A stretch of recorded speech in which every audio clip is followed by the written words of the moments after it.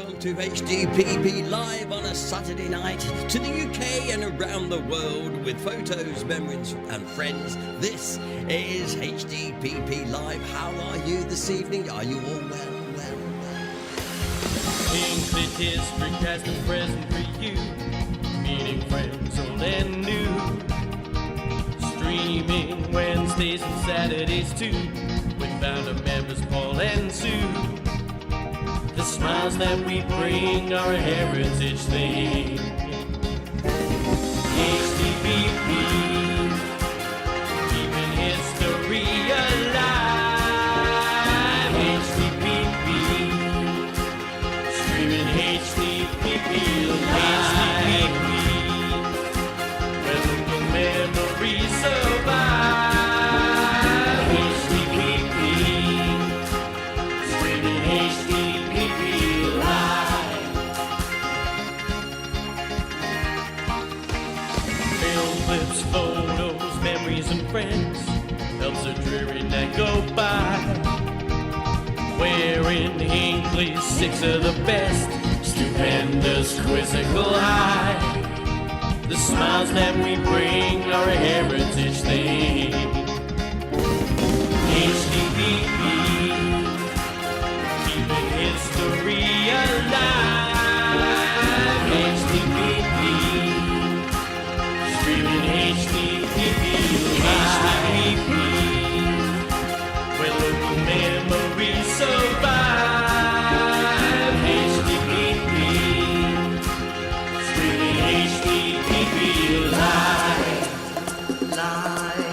Let's take you back in time. A community affair. We'll take you for a ride.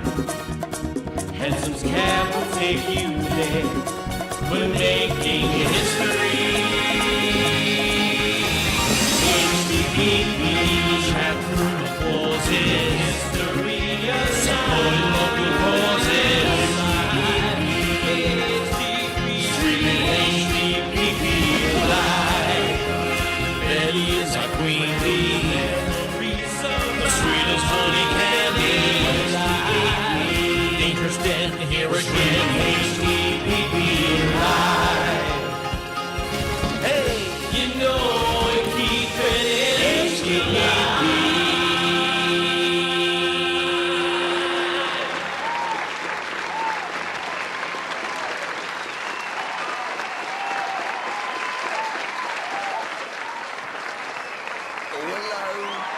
Oh, hello. Oh, they so worth it. They are so worth it. They really are. Good evening. Oh, hello. Gooey. Absolutely brilliant. And what is this I hear? What is this? What is this I hear? You know the music, don't you? Well, it is. Congratulations to yours truly. I'm still wallowing in it. All the attention and all the wonderful message which I've had from you. Thank you to everybody that has taken the time to wish us all the very best on my award of the BEM from the King's Birthday Honours List. I am honoured. I'm humbled. I can't find the words, to be honest. However, I thought, we've got to have a little bit of congratulations, you know. So I don't usually pay for the music, but blow it tonight. You see, I've been practicing that all day. It's been great, and your support to Hinckley District, past and present, has been tremendous. We're one big happy family. And I'll accept that lovely award and show it all off when I can, when I get it in a couple of months' time. So it's been brilliant. We can't get over just how many people have commented, and the stats for the I think there's about at least four different threads in the group going on about it, you know. But fantastic. But the one person that I must mention is Sue, because every single venture I've ever done since meeting Sue all that time, a long time ago, she's been with me all the way. No matter what I've done, from when I was running my mobile disco to doing hospital radio, And indeed, this, what we're doing now. She's always been there. So from now on, it's official. It's Lady Sue, if you don't mind. I'm not sure how well I'm enforcing the three paces behind routine. She still lets me open the door for her, you know. So it's Lady Sue in future. That'll be very nice. I think that's a bit of a laugh as well, so we can do that. But look at all your lovely comments coming in this evening. It's a Sunday night live on Hinckley District, past and present. And we've got all the regular things lined up tonight, including 6 of the best. We'll also be out concluding our tour round Earl Shilton, what, not half, mate. You got to feel like that. And also, I'll be featuring the interviews, which I did on Radio Leicester and FOSS 107, playing that in their entirety shortly, because I know there's a lot of people who didn't hear it, a lot of people who couldn't hear it at the time. So I'm going to be playing that for you very, very shortly. It gives me a chance to go off and make a cup of tea. Like I say, we'll be concluding our tour of Shilton, and we'll still have a nosy, a nosy of one of the best noses. We'll be doing that, you know. So great. Brilliant stuff. So, how has your weekend been? It's been raining here in Old Hinckley. Yes, it has. The last few hours, it teamed down for a while. Coming down in stair rods, our lad. It was. Giving over a bit now. We've sent it down to Western, apparently. And Hunt tells me it's just started to rain. Oh, it's going to come and rain, yeah. Didn't I throw it down here earlier on? But as always, I always like to give everybody in the chat room a little mention, so I do. And first person in actually was Ian. Thank you, Ian Roberts. Congratulations to Paul on being awarded a BEM. And Anne Hunt says, "Good evening, sir and madam. Hello to everybody else." Lady Sue, it got a bit of a ring. Steve's here this evening, along with Mary Blake, wishing me congratulations. Thank you very much. Paul Glover's here. Russett's here. And I hope that everybody relevant has had a happy Father's Day. Dave B's here. Says, "Good evening, Paul, and congrats." Well, thank you very much. Lovely. Jan Kirby, we know Jan's here. We keep falling into each other. Bumping into each other. Falling is probably the right way, actually. We just keep bumping into each other lately. But there we go. Queen Bee is here as well. And also David S. is here. Hello, David S. Secret David S. And also to actually Jan Kirby saying congratulations. Jan's gave me an OBE, which is really nice. I'll be down later, Jan, and I'll collect that. All right then. And everyone's correcting her there. Anyway. David S says, "Congratulations on the honour, Paul. No disrespect. Who do we bow or tug our forelock?"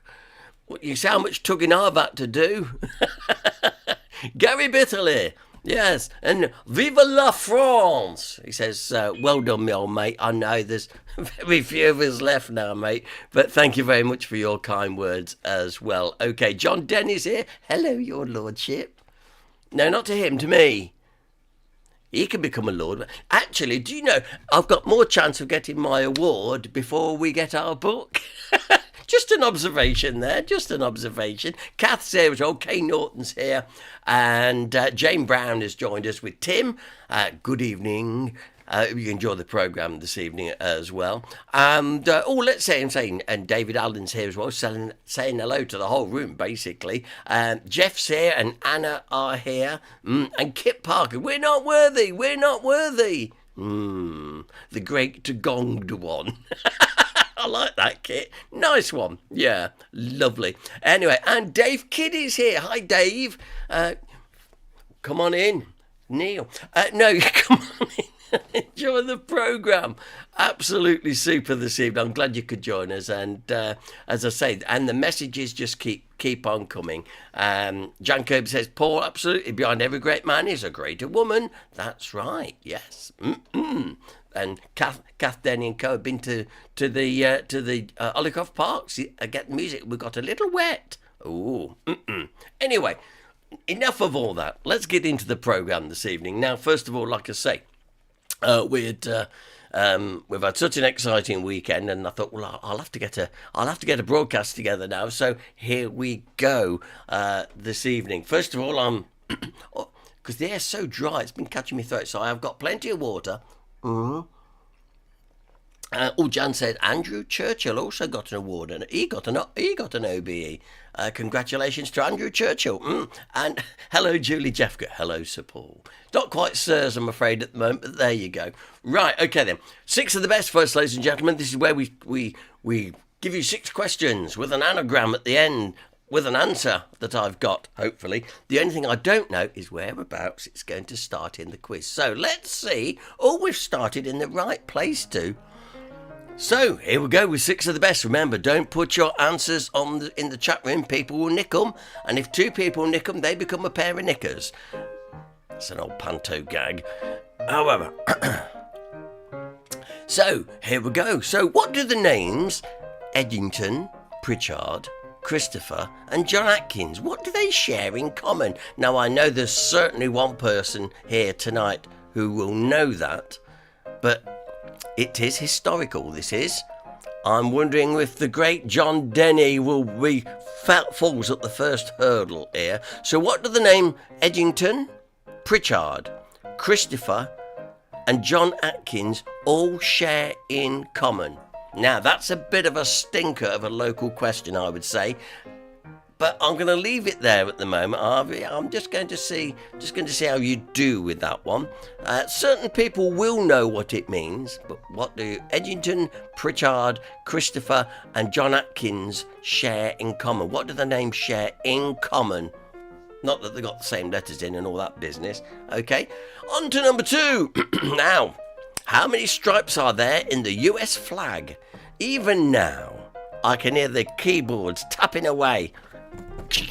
I can hear it now. How many stripes, not stars, stripes. How many stripes are there on the US flag? It might surprise you. Question number 3. The tiniest bones in the human body are found in the hand. We just need to say true or false. True or false, the tiniest bones in the human body can be found in the hand. You can use a bird in the hand is worth one in the bush, apparently, but I don't know. But that is question number 3. Question 4. Well, guess the year. The first Disney film, Snow White and the Seven Dwarfs, was released. J.R.R. Tolkien published The Hobbit book, and the Golden Gate Bridge in San Francisco opened. Even can you turn your keyboards off? I can hear them. Yeah, tucking away now. A little on touchpads as well. There you go. We need to find that in Guess the Year. Question number 5. Where am I? This might catch a few people out, actually. But where am I? I will go as far to say I'm not in Hinckley. I will say that. Do you know where I am? That is where I amded. I was out that way the other week, actually. But it's not Hinckley. So where am I? Moving on. It's the anagram. It's the highlight of the week. Yes. I'll leave it on there for a moment so you can write it down. It's a pub. Oh, it's got to be a pub, isn't it? Yes. Butterworth, Pure Warlord. That is what we're looking for. Butterworth Pure Warlord. It's a pub. It's not Hinckley, and it's one we've not done before. Totally new. In fact, to be totally fair, Mrs. G, after opening all the fan mail, hasn't had a chance to test this one, so she's going to have to trust me. Could be in trouble by the end of the programme. Butterworth Pure Warlord. It's a pub. It's not Hinckley. It's further away from Hinckley. Probably, let's say, it's south of, I'm going to say it's sort of south of Hinckley, right on the edge of the HDPP area, south of Hinckley. That's as much as I will tell you at the moment, but I'll probably give you another clue in a few moments' time.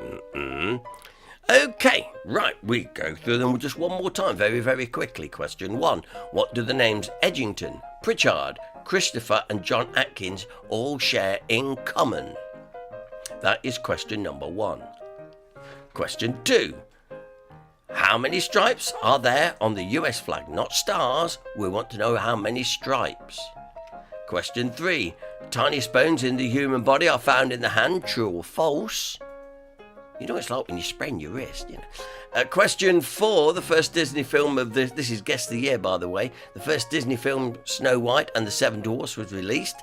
J.R.R. Tolkien published The Hobbit. The Golden Gate Bridge in San Francisco opened in this year, but what was the year? And also, I felt like saying, and the book Fly Fishing by. When you get to J.R.R. Tolkien. Yeah. Move on. Where am I? That's where we are. We're local. It's not Hinckley. We are somewhere in one of the villages out of town. Okay. Question number 6. Butterworth, Pure, Warlord. Rearrange that. That will give you a pub south of Hinckley. What else can I say about it? Other than the fact we've never used it. We've never used it before in an anagram. No. So rearrange that, and it'll give you the name of a pub. I can give you a clue later, but not just at the moment. Okay. But work on that one. But we're not in Hinckley on this one. Say it's south of Hinckley, right on the edge of the HDPP area, if you like. But that's the pub we're trying. Let's see how else. Bit unusual name for a pub, actually, but you will work it out, I'm sure. But I will give you another clue by the next round if no one gets it. Okay, good, right. Okay, as we come out of that, I'm delighted to say that here's us been hanging around all this time, waiting for the crops to come in. And they do. The crops are here. Thank goodness for that. I can relax a bit now. I was thinking, oh, Marie and Alan, they must be lost somewhere. But no, they're here. Hi, Alan. Hi, Marie. Nice to know that you're here. Kath Dennis said, I've got the where. Well done. Paul Glover, I know where you are. Oh, well, look, and here we go. Here's a good one. It's our Steve. Hey up, our Paul. Big congratulations on your BEM. Well deserved. Nice one, mate. And as I said, because I couldn't say anything or tell anybody, it's been great to go through it all and to get things on a track. For the benefit of those people that missed the radio side yesterday, I've recorded it and put it into one big long audio piece. So the first interview, well, the first part you're going to hear is the news on FOSS 107. Even made the headlines in the news locally. And then I talked to BBC Radio Leicester, and then I talked to Kenny Haig at FOSS 107. So if you didn't hear it and you want to hear it, here it comes now. While you're working on that blooming clues, have a listen to this. Now the latest for Hinckley and the Neeson. The founder of Hinckley District Past and Present and FOSS 107 presenter Paul Gardner will receive a British Empire Medal for services to the Hinckley community. He's been recognised on King Charles's first birthday honours list. Paul Gardner told FOSS 107 about his reaction when he received the letter. It was total disbelief. And it really did make me, I just had to sit down. Can't believe, here it is, telling me this wonderful news. I am honoured. I'm touched. I still can't quite believe it myself. Hello, Paul. A very happy Saturday. Hello. Good morning.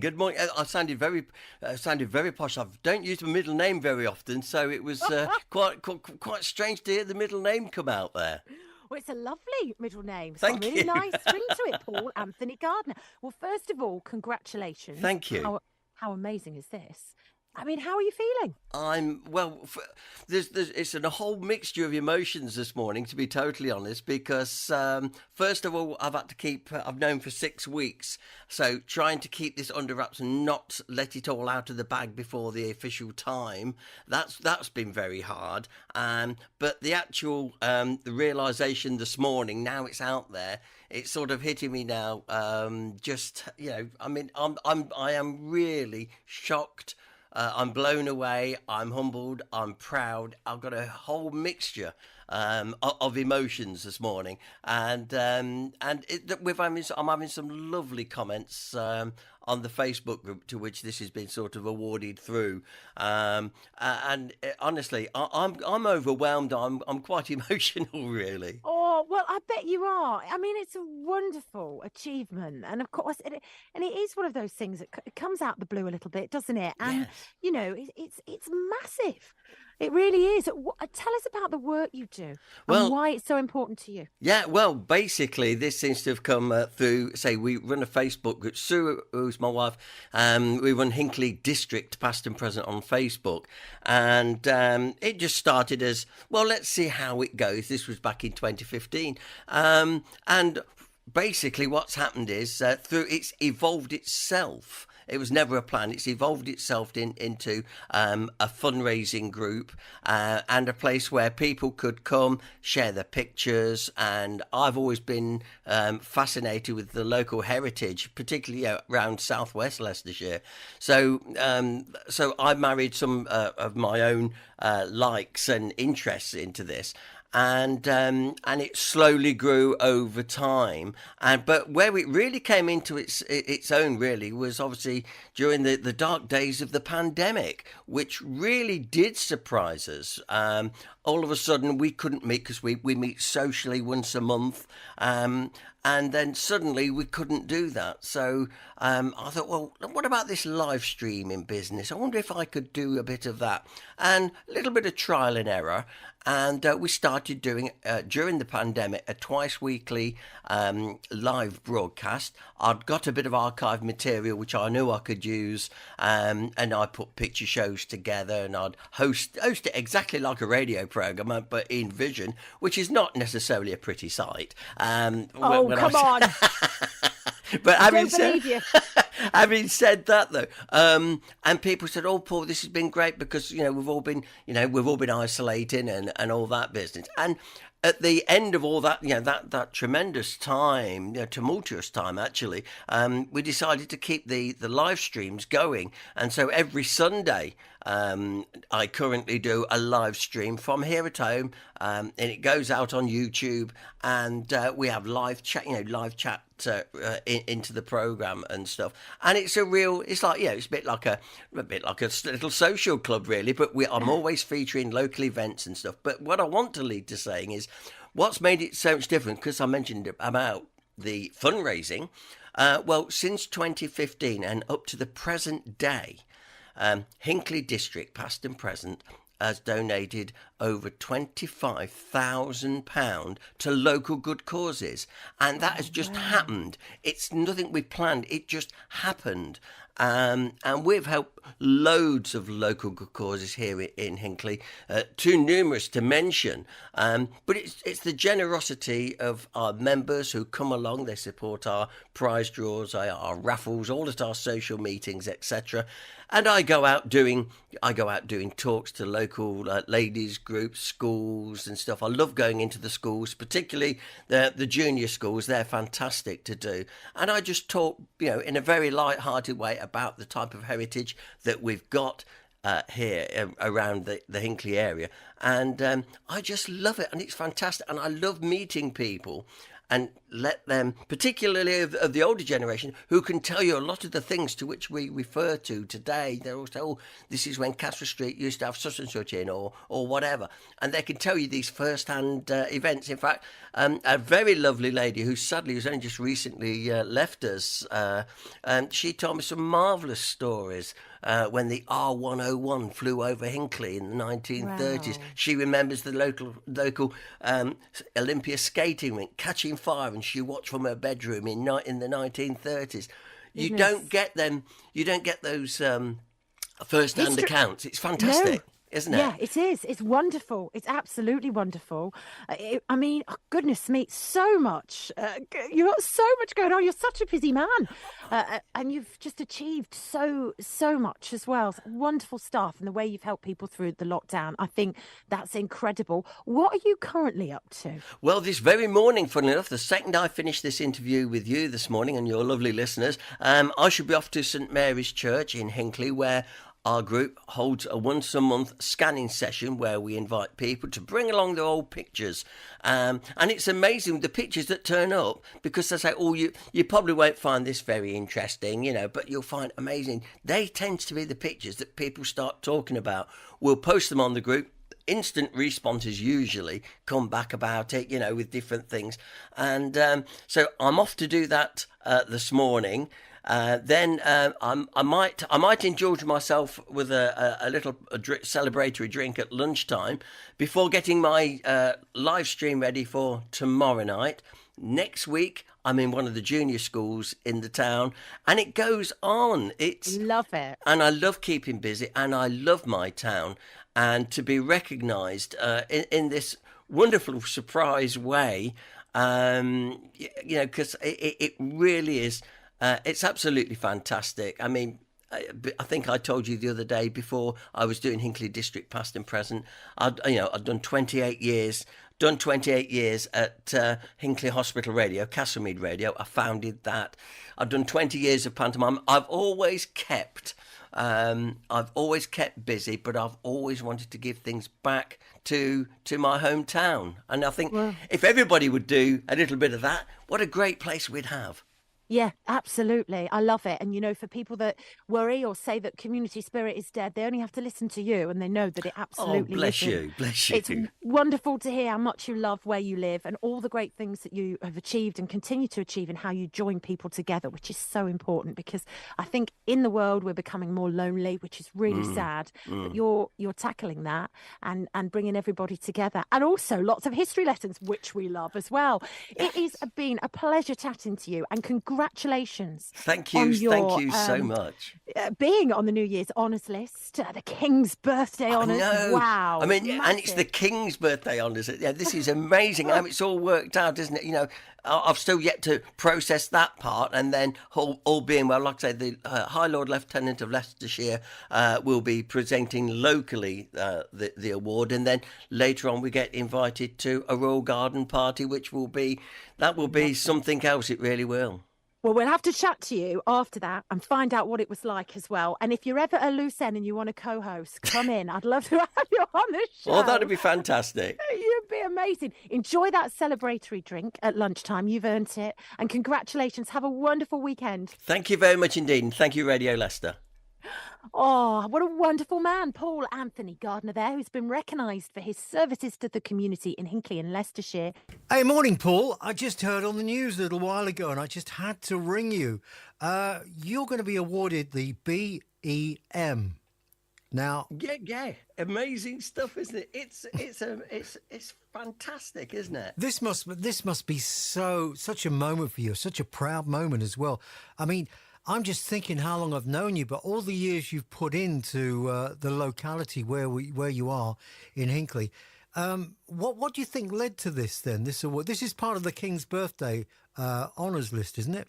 Yes, that's right, and it's come right out of the blue, Kenny. I'm going to be honest. A lot of people obviously probably know of me here in the town through the various projects over many, many years that I've been involved with. But probably most people would probably recognise me obviously as the face of Hinckley District Past and Present, which I've obviously been on this programme talking to you, over many months now. Absolutely. So probably a lot of people know me from that and our fundraising work, as you know, and I'm very proud to say again, since we started in 2015, raised over £25,000 for local good causes. Wow.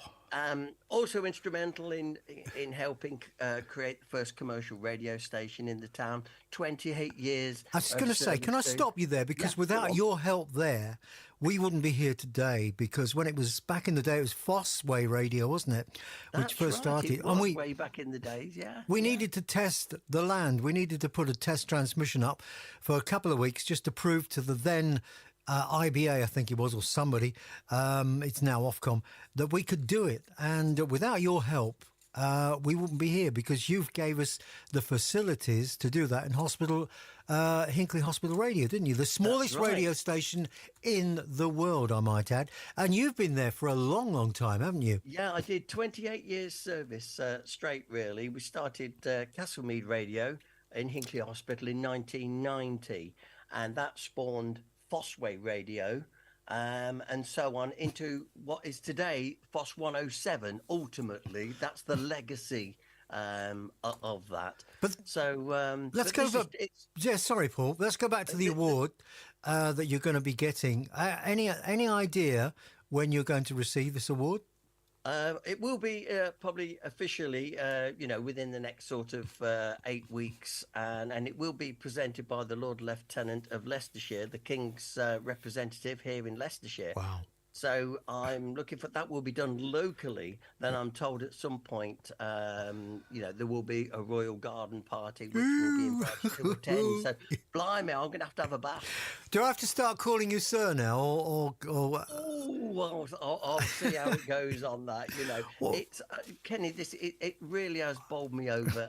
It's I know. I honestly, I mean, I used to jest about these sort of things. I know, but but I'm never really so believed it would happen. so happy for you. So, and the reason I'm happy is because I'm not going to talk about it, but okay, if you don't mind me saying, you've been through the past few months with what I would call three traumas, one after the other, if I'm right, if my memory serves me right. You've gone through that and you've come out the other side, and let's not talk about it, but I see the bad side of you, I see the good side of you, and this has certainly brought the good side of you out again, hasn't it?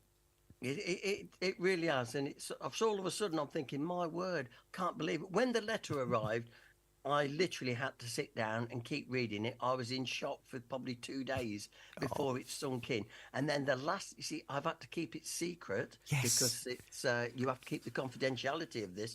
I've had to keep it secret for 6 whole weeks. What? And trust me, 6 weeks. I've been to and see I you could not tell thousands of anybody. times. You've never mentioned a word, you little rascal. No, I couldn't. I really couldn't. Even my sons, my mother-in-law, we haven't said anything until we could officially. So I've been bursting to want to tell people because I'm so proud. And to help put Hinckley on the map a little bit, and so it's fantastic, Kenny. It's really a very, very special day. Do you think it's anything to do with the pantomime days? Because that's where it all started, wasn't it? 20 years of pantomime. 20 years of pantomime, 30 years on the radio, and you're still going with Hinckley District past and present. Exactly. And I've always wanted to give back to the community, tried to help out wherever I could. Well, and this is fantastic. It really, really is. I will remember to call you sir. I will remember to walk 3 paces behind you. I bet Sue must be absolutely delighted, your wife as well. Yeah, and I've got to mention Sue because Sue has supported me in every endeavour that I've ever done since we married. Every single endeavour, she was right there for me with Castlemead Radio, with Fossway Radio, and Hinckley District.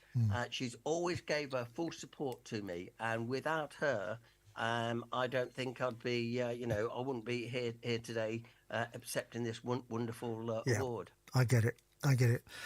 Paul, it's a pleasure talking to you. Oh, by the way, you're busy today, aren't you? I must remind the listeners, you're scanning. Yeah. Where are you? Yeah, I'm scanning in St Mary's Church this morning, and another radio interview to do as well. So listen, mate, it's a full-on day, but it's a great day. Up there with the BBC and down here with Foss 107. Paul, great guy. Thank you so much. I wish you well and continue to do. Oh, by the way, how did you get nominated? Do you not know? I don't know. I've got no idea who nominated me. I'm grateful. I'm thankful that they feel me worthy of such an award. And whoever they are, thank you very, very much. It means so much. Thank you, Paul. And there you go. That's the torturous bit over now, ladies and gentlemen. We can now shred those interviews, bury them in soft peat and recycle them now. Because I won't be playing those. It's a little bit too much, I think, really. However, well done, Mr. G. I'll say that to myself now. I really am going to move on with business of the group. Firstly, people are getting the anagram. I thought they won't get them. Guess who? Yeah. Him on the bookshelf got the anagram. I'd expect nothing else, John. Jeff's got the anagram. Listen, well done. If you just joined us and you missed 6 of the best so far, let's quickly recap where we are on 6 of the best this evening. Okay, now then, this is going to be interesting. What do the names Edgington, Pritchard, Christopher and John Atkins share in common? What do those names here in Hinckley, what do they share in common? They all have a common connection. Not many people will probably associate it, but I know there's probably at least 2 people, that will probably get that. Better do anyway, otherwise you're going to look very silly. So that is question 1. Question 2. How many stripes are there on the US flag? Right. Stripes, not stars. And the tiniest bones in the human body are found in the hand. You know what it's like when you sprain your wrist in your hand? Is that true or is it false? We'll find out shortly. Guess the year. This was the year that the first Disney film Snow White and the Seven Dwarfs was released. J.R.R. Tolkien published the Hobbit book. The Golden Gate Bridge in San Francisco opened. And Fly Fishing by J.R. Hartley. No, forget that last bit. Oh, Jane says, we're having trouble with the anagram. We've got the anagram, but we're struggling with number 1. Oh, I thought it might be. Where am I? This is where I'm somewhere in the HDPP area. Yes, this parade of shops. It's not Hinckley. It's in one of the villages. But which village is it? Yeah, it's sort of tucked away. You can easily go by this without noticing it. Okay? You'll see where in a little while's time. And the anagram, I thought would take a bit more cracking, but no, you know better than me in some cases, John, Denny, Jeff. We're looking for a pub somewhere south of Hinckley in the HDPP area. That was the only clue I gave you, somewhere south. How can I did think of a little subtle clue for this one. It has aviation connections. That's too much, Paul. You've given it away now. Stop it. Right, so there you go. That's where we're to with the anagram. That's all I'm going to say now. You see, I'm so excited. I'm giving things away. You see, I'm giving things away tonight. Okay, then, let's move on with another feature this evening. Like I said, we have got one of Steve's greatest noses coming up by the end of the programme. But before that, I want to pick up our little bit. We've been featuring Earl Shilton for the last couple of weeks. This is the final chapter in the Earl Shilton saga as we go exploring along Wood Street in Earl Shilton, and we pick it up here. The Church of England School, known locally as the bottom school, as opposed to the top school. The Co-op store and car park stand on the site of the old school and Nichols and Wildman's hosiery factory. The former street scene is shown here in these photographs.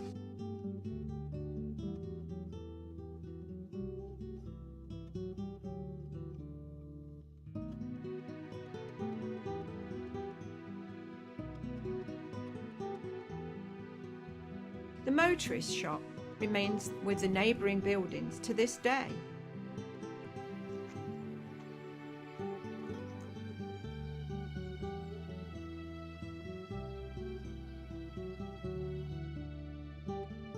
An even earlier shot of the same site shows the alleyway between the two shops. This photograph shows the long-awaited public toilets, which have since been demolished due to antisocial behaviour. The hotel standing on the corner of King's Walk was originally called the Fernley. It was named after the house which stood on the site and was later converted into the hotel.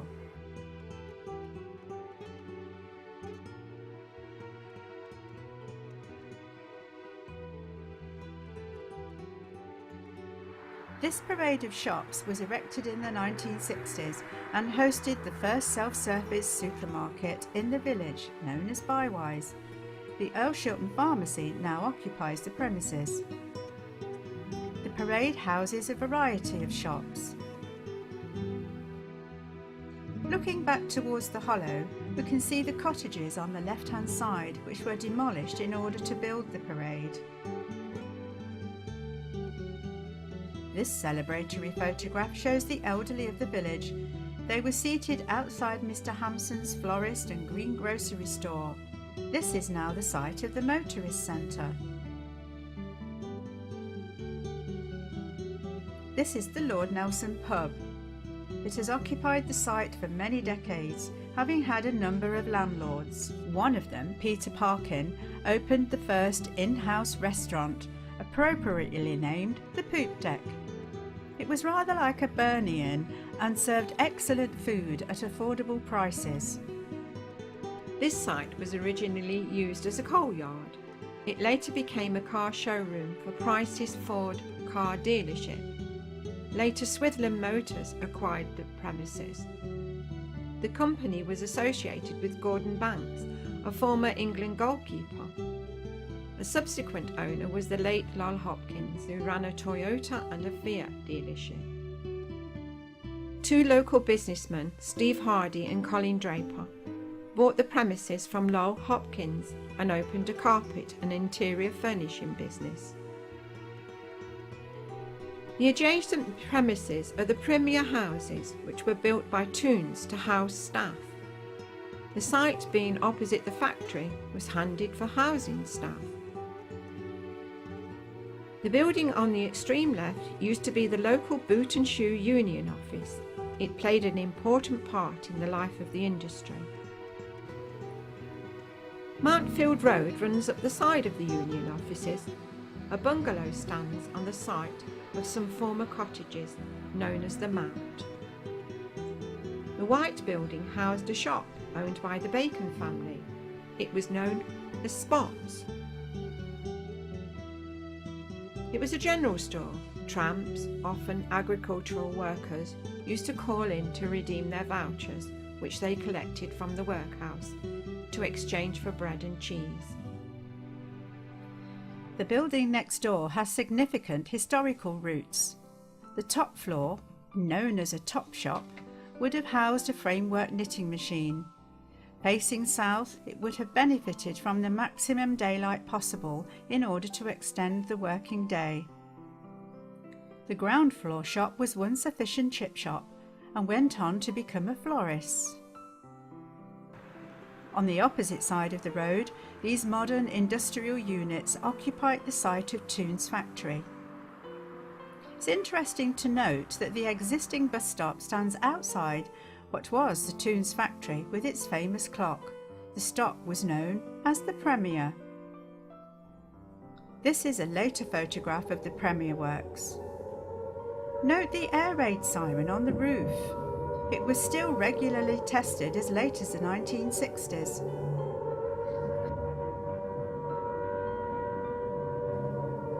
The clock was erected by Alfred Toon in memory of factory workers who died during the First World War. It now hangs outside the insurance brokers in Wood Street.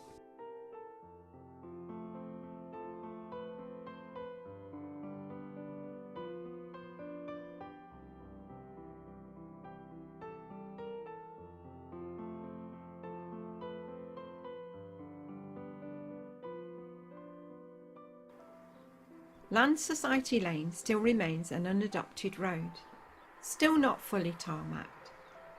Local residents would have to bear the cost of any road improvements, making it an unaffordable proposition. As we look back, we can see the latest innovations to slow traffic through the village. Since the opening of the bypass, the main road through Elshilton has been reclassified, no longer the A47. Speed tables and chicanes have been installed from Bellevue to Hilltop.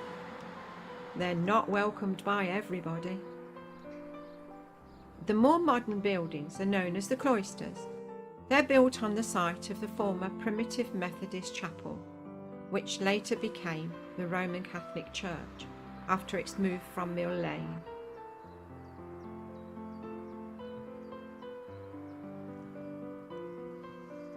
The new Roman Catholic Church of St. Peter can be seen in this picture.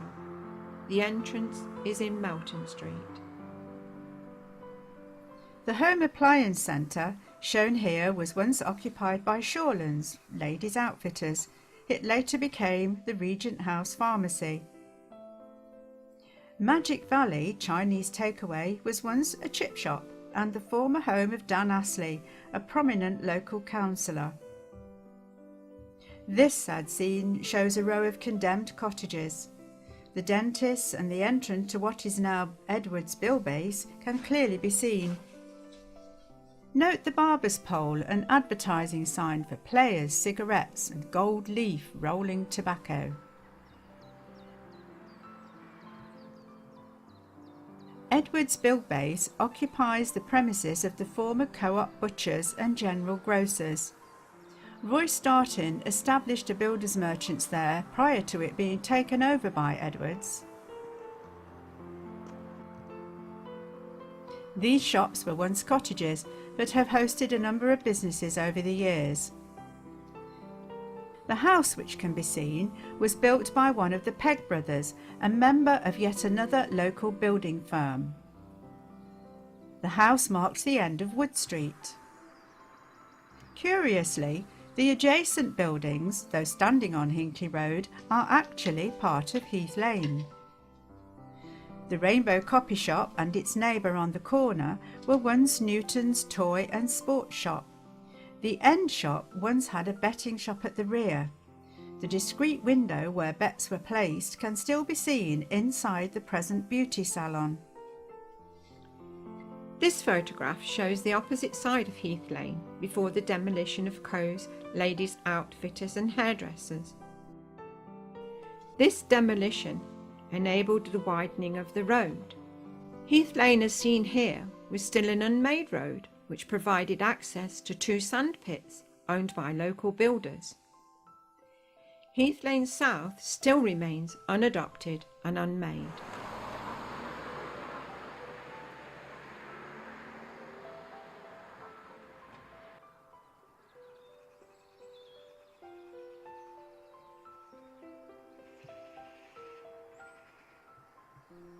This shop has had a variety of uses over the years, including a hairdresser's, a print shop, and is currently a nail bar and beauticians.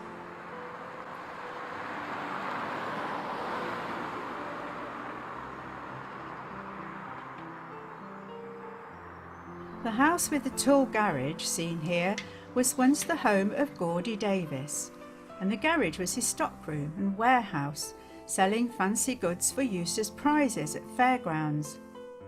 He also ran a mobile round from a large van selling general household goods, kindling and paraffin. The row of cottages to which a hoarding is attached are unique to this area. They're known as Chelsea Row.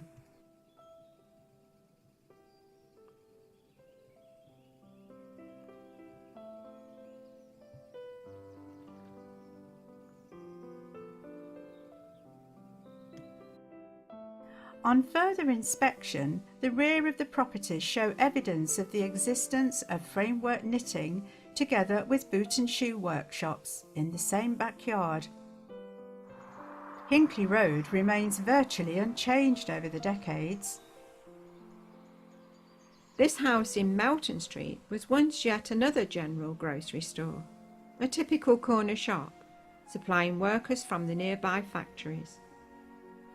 The building at the end of the street is an example of how a redundant hosiery factory can be converted into apartments.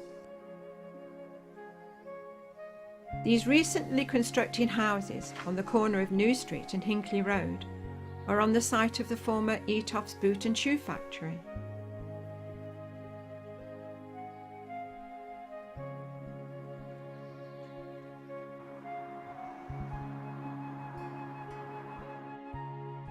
The factory made electrically heated flying boots for the RAF during the Second World War. It also made the first plastic sandals, which were advertised on the new ITV. These buildings along New Street, adjacent to Hinckley Road, shows the original premises used by Etoffs as slipper manufacturers. 2 gable-ended buildings to the right were later occupied by Breconshire Hosiery.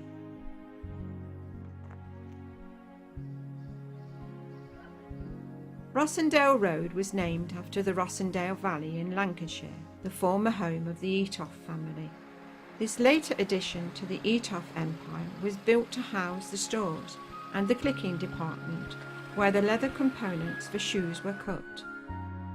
Sadly, the opening of these new buildings by Etoffs came shortly before the demise of the boot and shoe industry. The company closed in 1989. Admiral Sportswear acquired the premises, making tracksuits and sports accessories.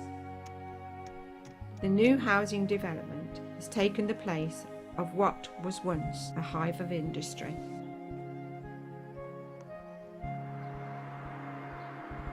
Opposite the Etoff site, another local shop.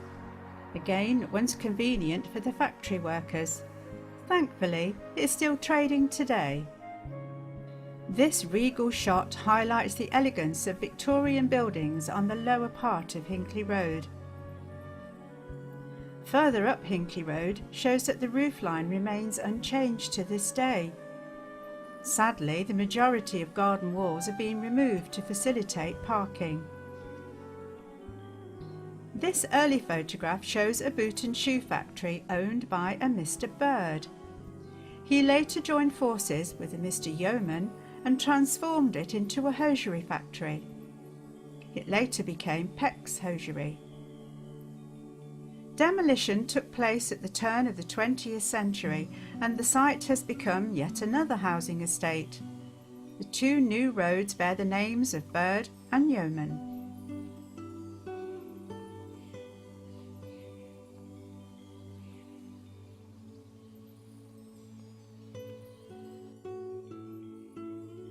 The White House, prior to the factory, was once the first telephone exchange in the village. The lady occupant could be seen sitting in her front parlour operating the switchboard. Again, this photo of Upper Hinckley Road shows little change in the buildings.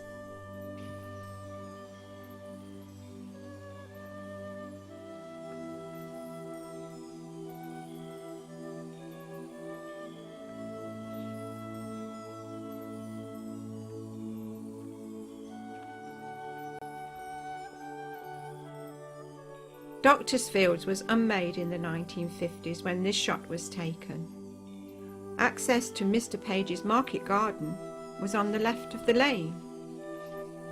The name Doctors' Fields was derived from the one-time owner of Kirkby Mallory Hall, Dr. Noel. 1950s and 60s development soon filled Doctors' Field with bungalows and houses. The postbox, situated just inside Doctors' Field, used to stand outside the Heath Post Office in Hinckley Road. It was run by Mr. and Mrs. Place. The postbox is one of only 158 remaining in the country, dedicated to Edward VIII, who abdicated before his coronation. His brother George VI was crowned in his stead. This being the end of our walk, we'll leave you with a peaceful shot of Hinckley Road. Thank you for watching.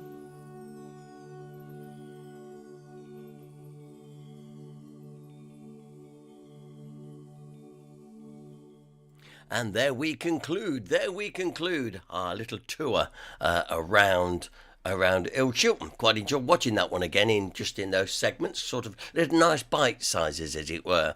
However, how are you doing with six of the best this evening, huh?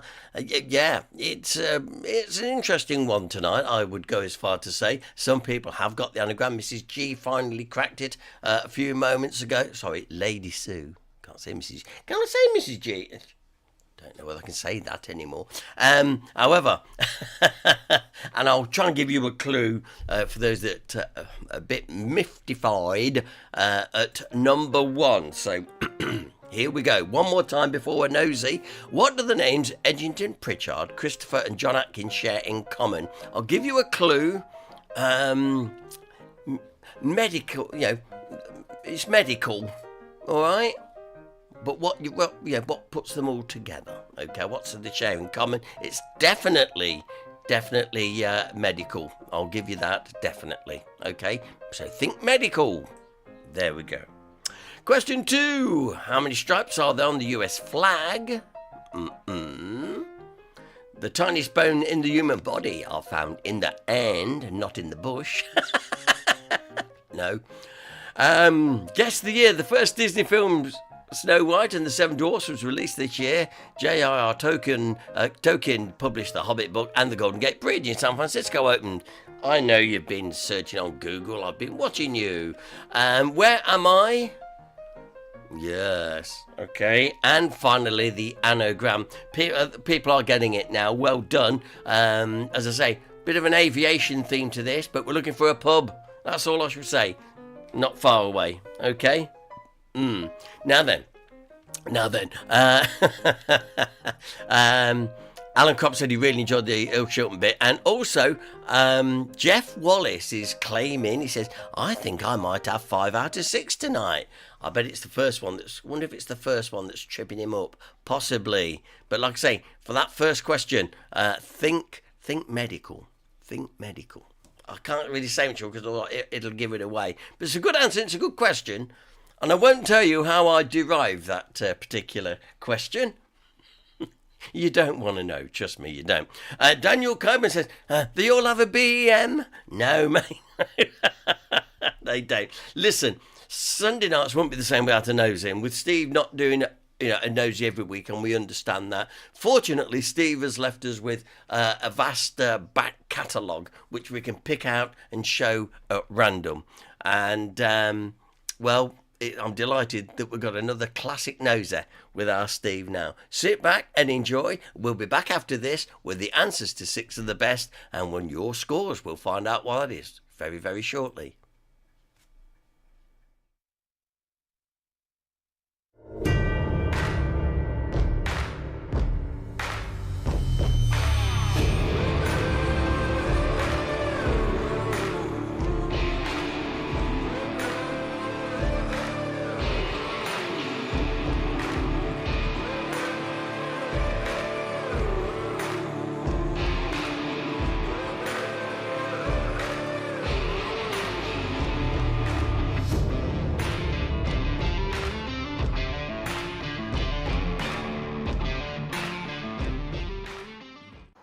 Hello, hey up and hey diddly, my name is Steve, and once again it's a great big warm welcome from myself to Let's Explore.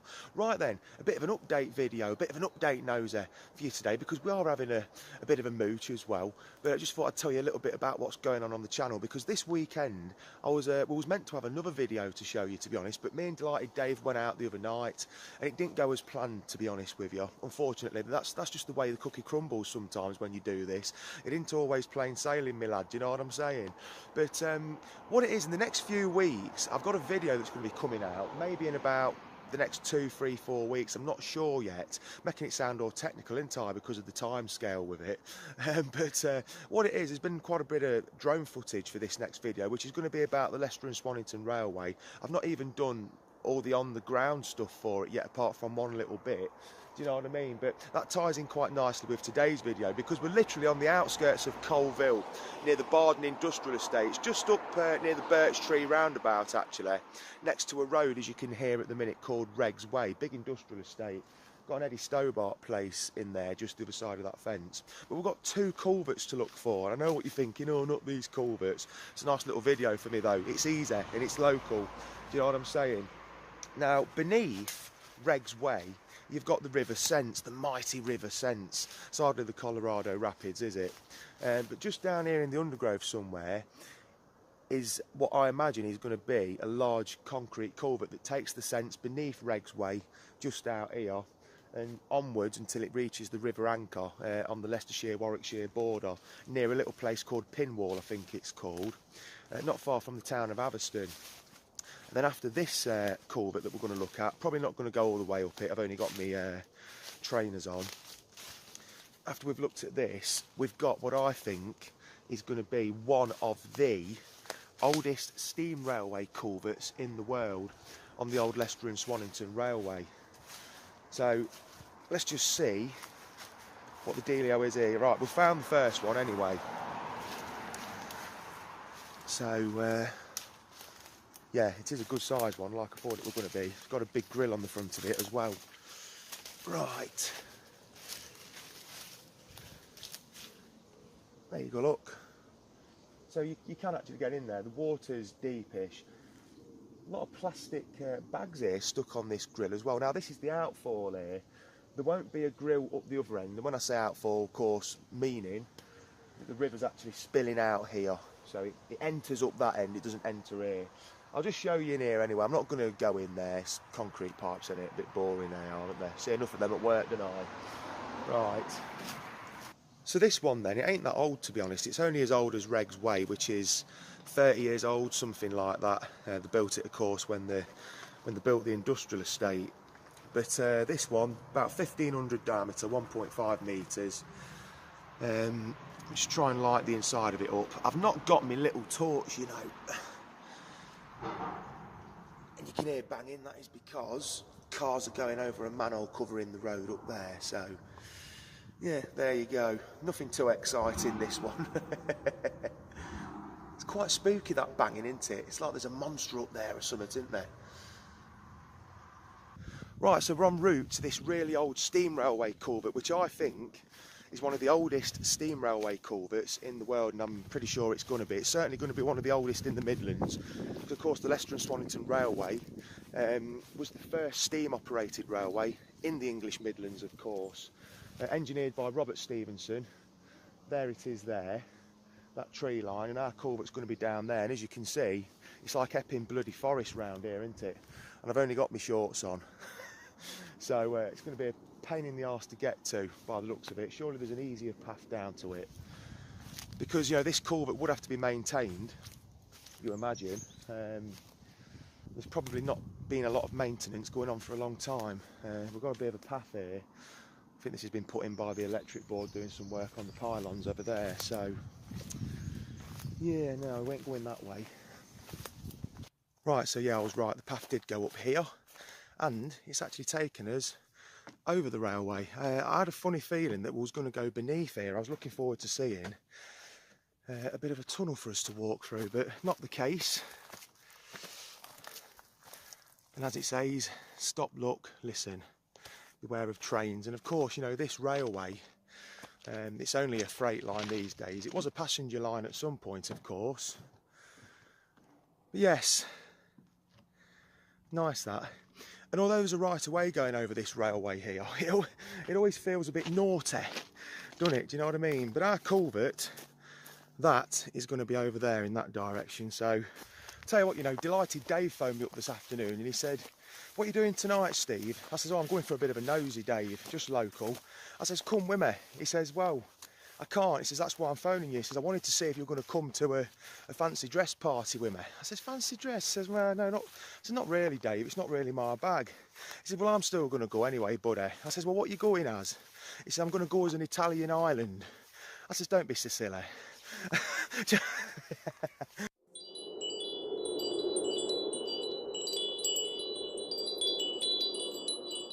Right, gotta be honest, progress is really slow. I can smell this culvert with that close, but I've only got my shorts on, and it's, well, as you can see, you know, it's Jurassic World once again, isn't it? Hopefully with no velociraptors hiding in this grass, and these weeds, and these fawns, and these stingers, and bloody everything else, you know, but we're here now, aren't we?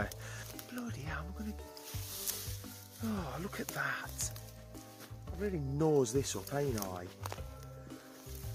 I ain't gonna get down there, am I? You need a ladder. Yeah, we're not going that way. I can't get down there. Well, I could if I were pushed, and I don't mean literally pushing me. I could do it, but you're risking injury, ain't you? I mean, that's about bloody 15-foot drop. I weren't risking it. Not this evening. I fancy a few cold ones, not a night in A&E, because I ain't got to go work tomorrow, do you know what I mean? So, yeah, this track here, I've just walked up there earlier. They've been doing some work on the power cables, so a little excavator's been through here to do some work, but this is proper exploring this evening. Not planned at all, just said to the other half, right, I'm going out for a bit. There's something I want to see. I've been meaning to come and look at for a long time. And as per usual, didn't realise just how difficult it were going to be. You know what I mean? Right then, so after all that messing about getting through the bloody Epping Forest here, Jurassic Park and all that, I found it. I mean, I knew where it was going to be. We're just getting down to it, getting through all this undergrowth. It's just through there, look, can you see it? Lovely old culvert, and I'm pretty certain, like I say, I know that the Midland Railway changed parts of this railway, but I'm not sure if they really touched this. They might have put a new head wall on that, but the inside of that from here, what I can see, looks very old. And I've got a feeling that Robert Stevenson probably engineered this, or his old man George. More likely Robert than anything, or his assistant Thomas Miles, because Robert was put in charge of a lot of this in terms of engineering, I think, anyway. So it's a big culvert. It's a good sized one. You can walk in it. Look at that. It's nice. Had some recent pointing up work done on it. They've got to maintain them. You can't not maintain them really, because they're important. The culvert in this water, aren't there? So now, whereas up there it was about 15 foot high with a sheer drop bank, we can get down here. Got a bit of a rock there, look, to stand on. So let's get down here any road. Right, so getting down here, it's still going to be a bit awkward. Yes, I'm getting stung as per usual. So yeah, that rock there, we need to aim for that, right? Oh dear, right.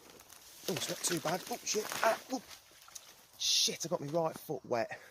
Never mind. Never mind. So yeah, there it is. Now, from what I can see here, this is really old. The inside of it is. I'm not so sure that the outside brickwork is as old. Here we are, Indiana Jones in it, look. Oh. I love these structures, I really do, and you all know that, don't you? You all know that by now. I've been fascinated by these structures since I was a young'un. And there it is. Yeah, I'm pretty certain that this is as old as I think it is. Now, the actual head wall, retaining wall around the outside of it, might not be as old, but that archway there, that's original. That's between 1829 and 1832, that is. Well, for me, it's just before 1832, because the railway opened in 1832. It's quite a large embankment, not the biggest I've ever seen, but this is quite long. Now, by the looks of it here, it's very shallow, this end, and you won't see it at the minute, but it's on a gradient, this is, by the looks on it. So, and down the bottom, it's full of water, but we ain't going to go all the way through it. Right, shall we proceed? Shall we go in here? For me, 100% one of the oldest steam railway culverts in the world. Of course, the Stockton and Darlington Railway, which was also the brainchild of George Stephenson, and the Liverpool and Manchester Railway, that was also brainchild of him. They will have much older culverts. I say much older. When did the Stockton and Darlington open? In 1826. That was for coal, weren't it, of course, and the other one, the Liverpool and Manchester, that was the first passenger railway, weren't it? Doing both, I assume, freight as well. Anyway, I digress. Let's get in here. Stunning old structure. Right, so they have been maintaining it then. You can see there, look, that's been repointed in the last few years. And they have to, as I say, because, if you let structures like this fall down, it's going to cause an immense problem, especially when there's a railway up on the top, do you know what I mean? So it could do with some more pointing up on that arch by the looks on it. But let's get in here, any road. As you can see, water's quite shallow, which we like. It's not going to be down the bottom, but look at this. Really old stone bottom here, look, on either side. So what they've done, of course, when they built it, they built that side and that side first, and then the carpenters and joiners had come along and put a frame on here to build this brick archway. Red engineered brickwork as well, this archway. So absolutely fantastic. Yeah, recent pointing up there as well in the last few years. So you've got all this stone lining here, look. This is probably Mount Sorrel granite. No, in fact, it's not. This will be from Barden. Yeah, this will be from Barden, this stone. Because it's a very old quarry, that is. So, yeah, fascinating stuff. Look at that. Very old. I love these structures. And right on my doorstep as well. Amazing. It's not in bad nick. It's got a bit of wear and tear in places. In fact, it's got a lot of wear and tear here, look. Look at that. Nice fracture there. When I say nice, say that very loosely, don't I? Yeah, so they've been writing... So they've obviously got some sort of maintenance programme going on. So, yeah, the Network Rail that will, I imagine. Yeah.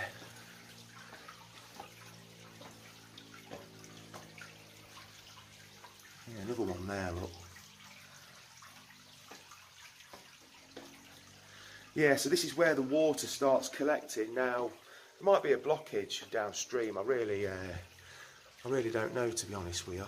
But yeah, that's a good cracker as well, look. But yeah, just look at this granite here. So old.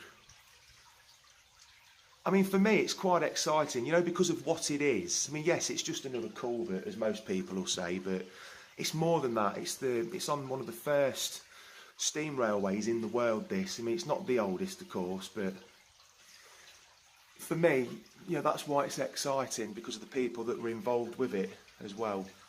So yeah, they are, as you can see here, look, they are keeping tabs on these cracks. So there's a date there, look. I think that's say 17 at the end, or 22. It's hard to know. It's worn a bit, isn't it? Yeah, I've seen these on railway bridges, these marks. Yeah, so they are keeping an eye on it, which is good. So yeah, we can't really go any further because it's getting quite deep, the water. And it's much of a muchness down here. But yeah, I just thought I'd show you this because we hadn't got a video. Well, I hadn't got a video for you. And this is on his doorstep, isn't it? And I know a lot of you like these local videos anyway. But look at that. Beautiful stone. I love it. I might sound OTT at times, but I genuinely do love it. Right, let's get back out. I tell you what, I don't know if I live a rock and roll lifestyle. I do, don't I?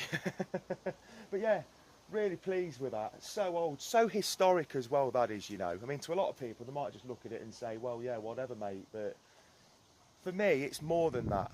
100%, you know what I'm saying? And I can't take all the credit for finding this either, because about best part of 2 years ago, a laddo who goes by the name of Sean Toon, a local driving instructor, hello mate, if you're watching, I've heard he's a really good one as well, good pass race, I've heard, you know what I'm saying?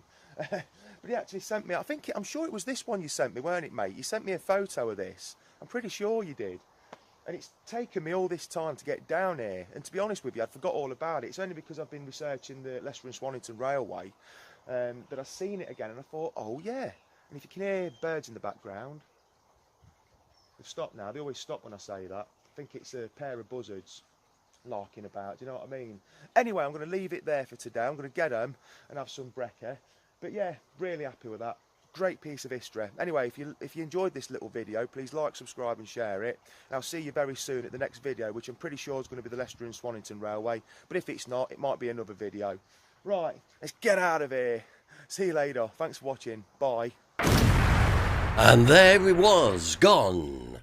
Steve, who in the chat, as you can see there, made me laugh. He says, I wonder if I'll ever receive a BEM for services to culverts. Hey, you never know, mate. You never know. You brought it up. You brought them all to our attention, and all your YouTube viewers as well, mate. So there we go.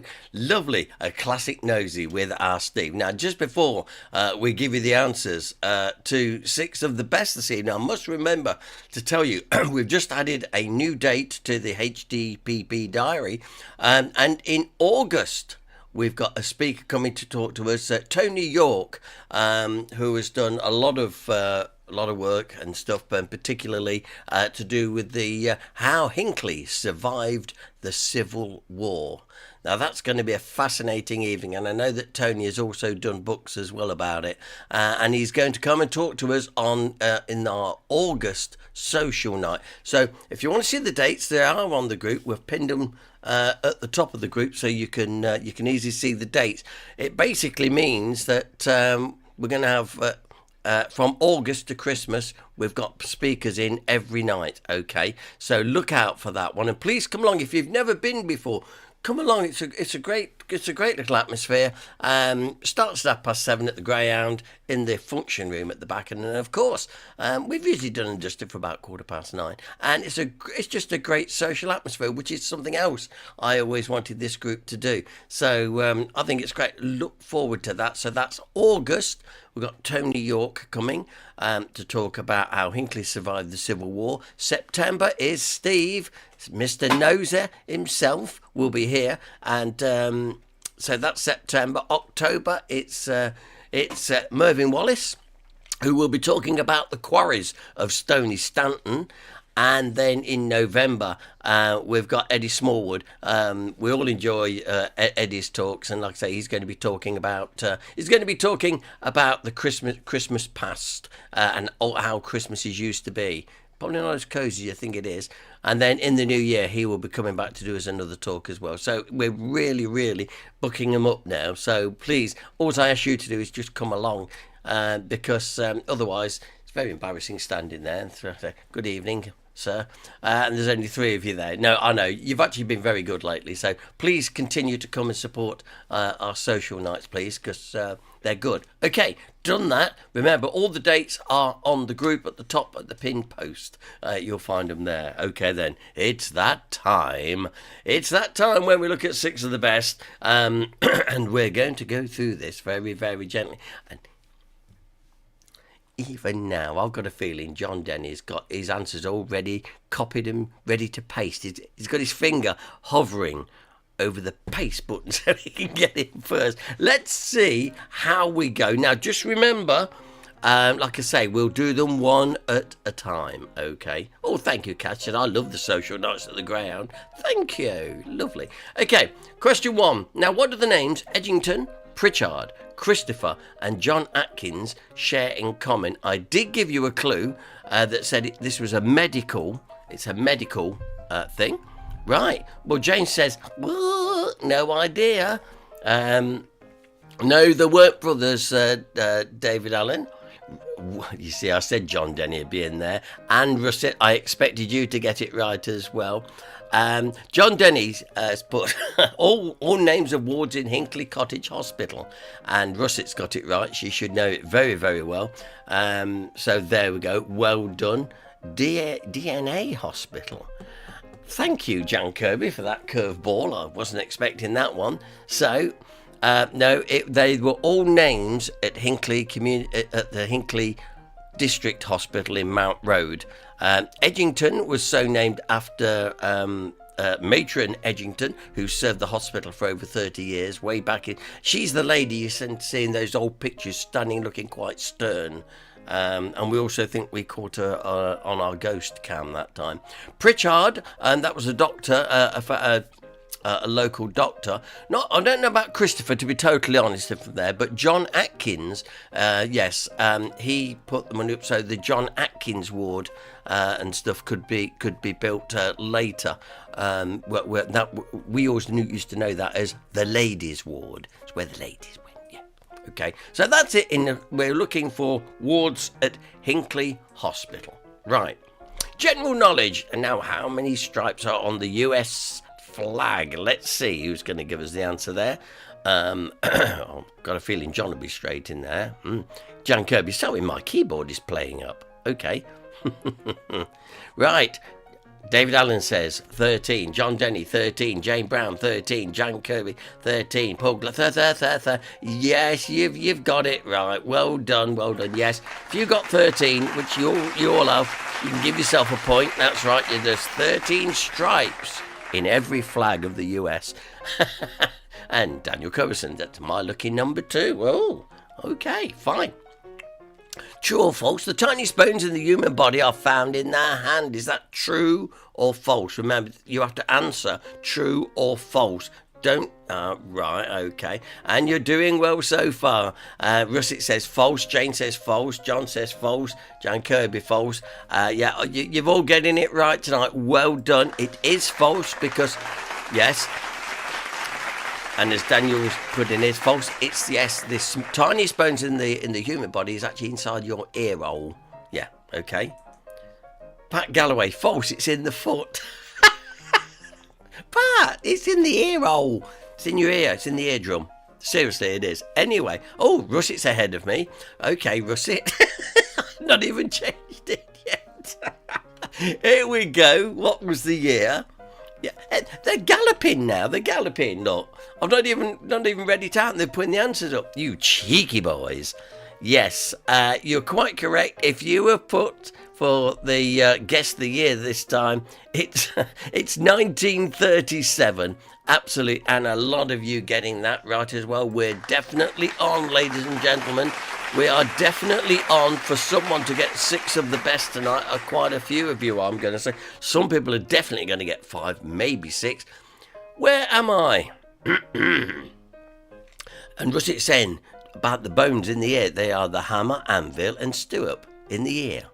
Ear. You're absolutely right, Russet. Thank you. Right. Stony Stanton is the answer coming up now from Jan Kirby, Jane Brown, Daniel Coburn, or Pavs in Stony Stanton. Stony Stanton Supermarket. I could really tell my monitor behind the star in, yeah, we're in Stony Stanton on Where Am I? And if you're not quite sure, let's just show you. Oh, I haven't put it in tonight. Shows I forgot something with all the excitement. Oh, go away. Right. Yes, Stony Stanton. I was going to show you the picture standing back so you could see the church. But the church is just off to the left there. And the Star Pub is sort of behind you, but to the right. Okay. Oh, I won't bother asking the next question then, because you're once again. There we go. The anagram, rearrange that, John Denny. See, he went straight before he even asked the question. The Red Arrow Pub in Lutterworth. Quite correct. That's what we look for. Jane Brown's got Red Arrow Pub Lutterworth. Red Arrow, yes, congratulations. If you put the Red Arrow Pub in Lutterworth, you got it right. Now then, you may remember many years ago when it wasn't a Red Arrow. In fact, it was the Flying Saucer. I'm showing my age now, but it used to be called the Flying Saucer, and it was green. Can you remember that? Yeah.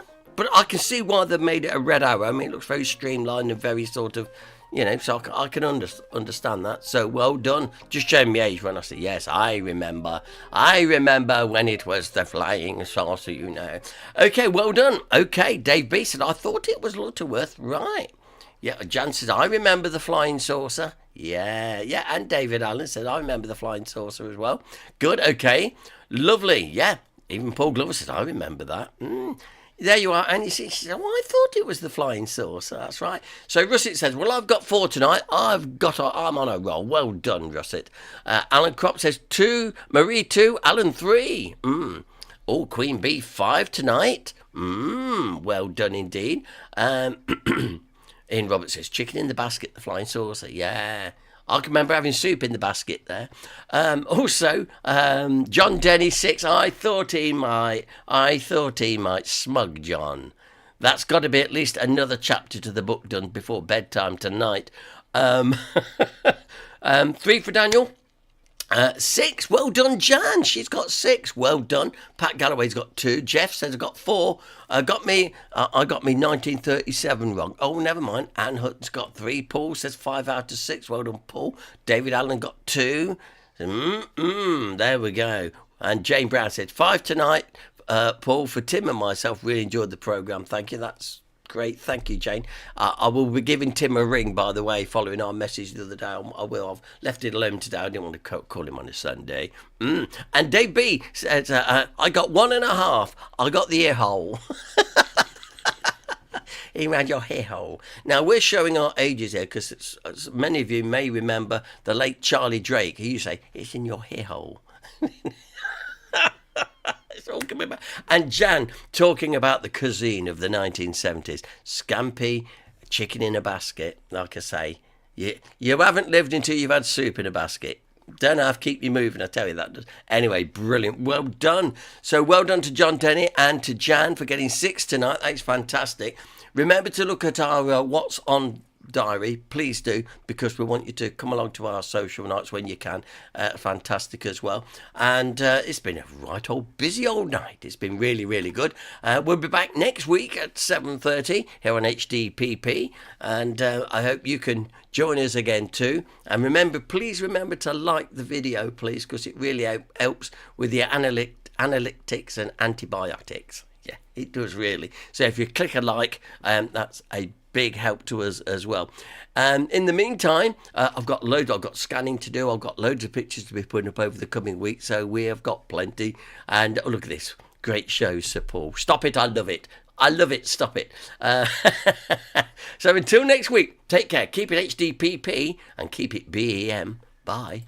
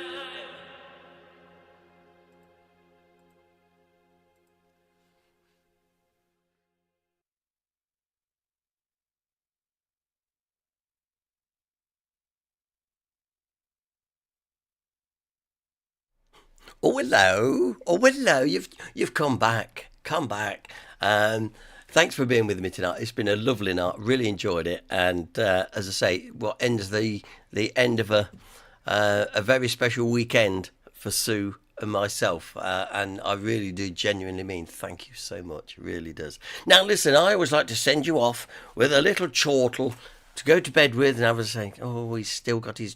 In fact, like I say, you know, somebody said to me the other day, so well, you certainly didn't get the BEM for your jokes. I just love jokes. There's one here I can't do. I've just noticed that. I've just randomly opened my book of jokes, and there's one I better not do. That could be a bit naughty. Anyway, here we go. If you're ready for a little laugh, are you ready for a laugh over there? They're ready for a laugh over there. My girlfriend said she was leaving me because of my obsession with the monkeys. I thought she was joking, but then I saw her face. Now I'm a believer. I like that one. My mate just rang me in tears. His wife has left him, taken his Bob Marley connection and the satellite dish. Poor guy. No woman, no sky.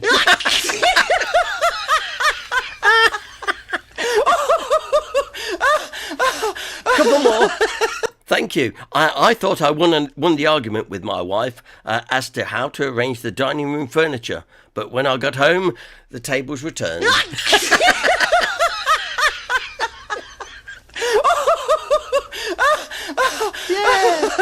Oh, good. What do you call a cow that can't produce milk? Udder failure.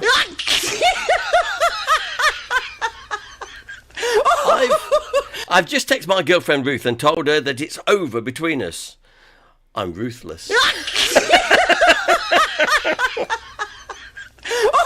And there you go.